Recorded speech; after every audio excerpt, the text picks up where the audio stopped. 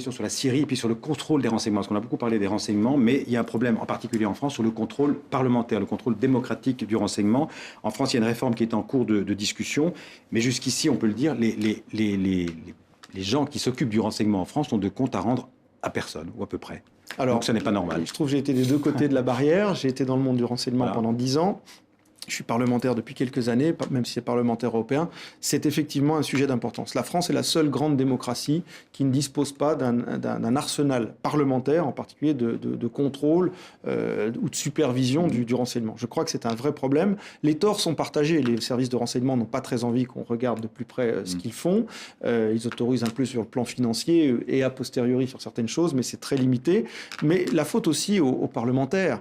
Il faut que les parlementaires s'intéressent à ça et s'intéressent à ce milieu, à les politiques d'une façon générale, autrement que sur un mode polémique. Moi, j'ai vécu ça de façon très cruelle, d'une certaine façon, le mot est exagéré, mais mes adversaires politiques qui me dépeignent en barbouze, on ne voit que les barbouzeries, que les polémiques, que les coups tordus. Les services de renseignement, c'est une administration. Ouais. Ce sont des administrations avec 99,9% de gens qui sont loyaux à la République, pour cette raison-là, grands professionnels qu'il faut respecter et qui, eux, ne demanderaient pas mieux que d'être insérés dans un appareil décisionnel, y compris avec du contrôle parlementaire, comme ça se fait dans d'autres grandes démocraties. Donc là, il y a des efforts à faire des deux côtés.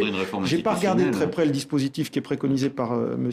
Urvoas, mais en tout cas, la démarche est intéressante. Moi, j'y souscris, pas dans le détail, parce que je ne connais pas les détails de cette réforme, mais il faut... Je crois, oui, ça me paraît un peu plus difficile à mettre en œuvre et plus contestable. Mais je pense qu'au niveau parlementaire, il y a une commission parlementaire pleine et entière à mettre en place, mais ça veut dire aussi qu'il faut trouver des parlementaires qui s'y intéressent vraiment, et j'allais dire autrement que par le petit bout de la lorgnette. Comment vous expliquez qu'il y a une petite